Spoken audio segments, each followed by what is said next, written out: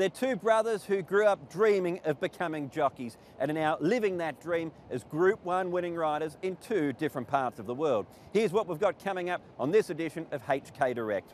And we're catching up with Jake and Regan Bayliss to find out more about their lives as jockeys. While all the attention on Champions Day may have been about beauty generation, win right and beat the clock, one of the feel-good stories was Regan Bayliss guiding Champion Supreme to victory with his brother there on the sidelines cheering him on. Soon after that win, I caught up with Jake and Regan to find out a little bit more about the Bayliss boys. Well, Jake, Regan, great to catch up with you both here in Hong Kong. Knowing your backgrounds, racing on both sides of the family, there's no other way life was going to be, was there? No, it was just first nature to us. This is all we know. Racing's deep right into our bloodline, so couldn't picture us doing anything else outside the industry. Both grew up on a farm, Regan, in Ipswich, Queensland. What was life like in those early days? Yeah, well, we sort of didn't grow up around the pony club side of things or equestrian. We more sort of grew up around mustering cattle and all that out on the farm. And we were lucky enough that we had two really good ponies, and we just rode them every day after school. You know, I don't think there was a day that we missed, you know, chucking one of Dad's little jockey saddles on and just going around the bull ring around and around and around. So, yeah, as I said, it was, as Jake said, it was first nature. Horses were always around us ever since we were young kids, and you know, because we were growing up on the farm, it was good to be able to muster cattle and, you know, get to know the feel of the horses, and we fell in love with it since the day we were born, and we wouldn't do anything else. You mentioned that your dad, Jamie, was a jockey. Was it because of him that you chose to go down this path in racing? Yeah, he didn't push us at all, as I said, but it's just straight away just clicked on for us. It was like a bug that we loved, and he was a successful jockey himself. Unfortunately, he had a few race falls, and towards the end it sort of pushed him out of the saddle to retire, but then he made a comeback 20 years time and had a good little stint in Melbourne too, and made us boys very proud. But yeah, look, he didn't push us to do it, but we did really look up to him. It was something that we wanted to do. Jake, any truth to those stories from back in your time in Queensland that you might have led Regan astray and taken him to the races instead of going to school?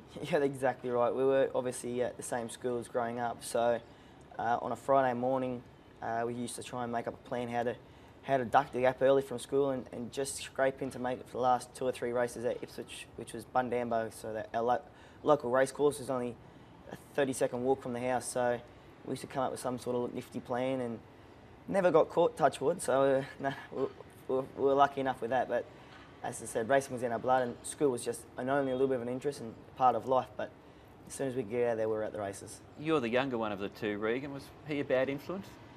No, he was fairly good actually. As you said, little things like trying to convince me, because I actually loved school, going through it early doors, and Jake didn't have any motivation at school really at all. But towards the end, he sort of slowly corrupted me to be sort of skip school, try and tell Mum that we were sick or something like that, and get out of school early so we could go and watch the last 3 races at Ipswich, and just loved being around the races. And as I grew older, you know, you just get hit with that racing bug more and more, and yeah, there was nothing else we wanted to do.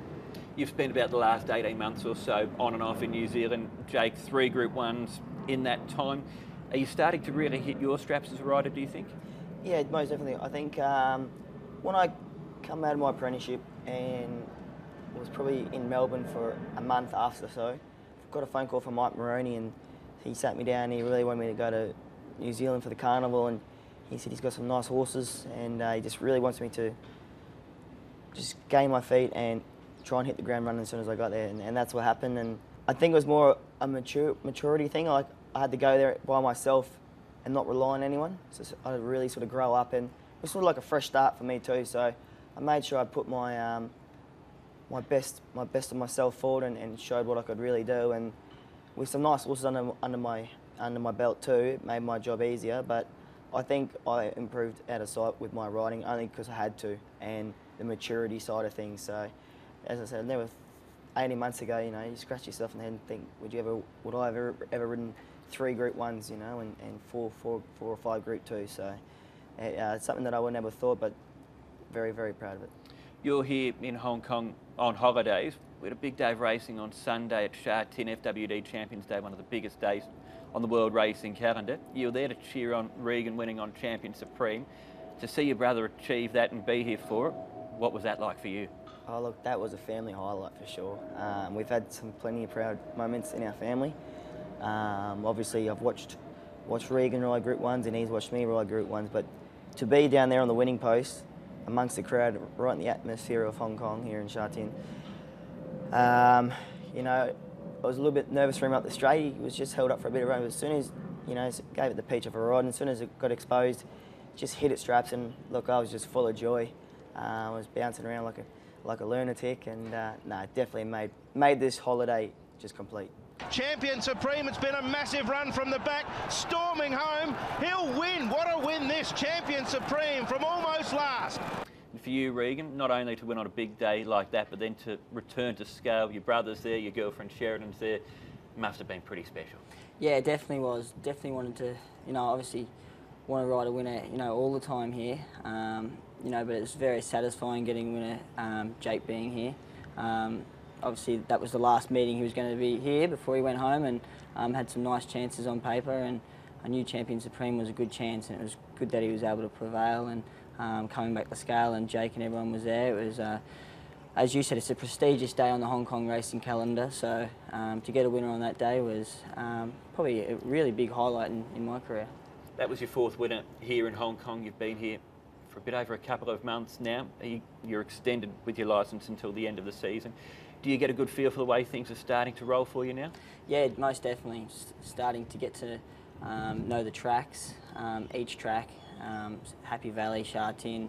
The more you ride there, the more you start to learn the little sort of sequences with the track, and get to know how to ride them properly. Starting to build better relationships with all the stables, all different stables. And not only that, starting to get to know the jockeys that I'm riding with, the little things they do in races. You know, I'm really starting to get familiar with the whole environment and how things work, and I'm really happy with how things are going. Is this where you'd like to be long term, do you think? Yeah, most definitely. But you know, obviously the decision is out of my hands. All I can do is keep working hard, stay focused, keep giving my best shot every time I go out there, and you know, it's been one hell of an experience so far, and hopefully we can keep going.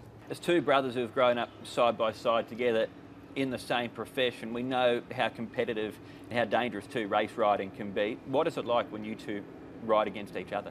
Yeah, we're equal as competitive as we would be with anyone, you know, even your worst enemy. So we're best mate in the jockey's room, and as soon as we get on the back of that horse in the mountain yard, we're just like anyone else, you know. We won't give each other a bit of room or anything, to a point, but no, definitely still very competitive. Is there something extra nice in a win beating your brother, Regan? Yeah, most definitely. As I said, we haven't ridden against each other in a little while now, because we've been in different states or different countries. But when we were apprentices, yeah, it was extra satisfying for sure. Who's the better jockey, Regan? Nah, too hard of a question to ask. I think might be all right here, and then when we get back up in the rooms, it might be a bit of a fight. Fair enough, fair enough. But what is it like when you're riding against Jake? If you can't win, are you wanting his horse to win? Yeah, as Jake said, as soon as we get on the horse, I know Jake's in the race, but I'm not even thinking Jake's in the race. We're that competitive. You know, even out there, I'd treat him like any other jockey. You know, you treat him with respect, but you got to be very competitive. And as I said, if I'm back in the rooms and Jake's riding a horse, you know, of course I want him to win a race. But out there, you know, it's every man for themselves. Jake, terrific to see you here in Hong Kong. Regan, great to see you doing well here in Hong Kong. Let's hope you can keep making your family very proud. Well done, guys. Yeah, thank you very much. Thank you. Thanks to Jake and Regan for taking the time to talk to us. Thanks also to Trackside New Zealand for supplying that vision of Jake in action in New Zealand. Both brothers are riding over the weekend. Jake's riding at the Doomben 10,000 meeting in Brisbane, while Regan will be riding here at Sha Tin on Saturday, where he's got 7 rides. Feature event at Sha Tin on Saturday is the Hong Kong Macau Trophy, which comes up as race 7 on the card. Overall 10 races. The first event is due off at 1 o'clock, and Trackside Live coverage commences at 12:30. For more information, go to the website. You can also follow us on Twitter. But that's it for the show this time around. Thanks for watching. We'll be able to join you again next Thursday. Until then, it's goodbye.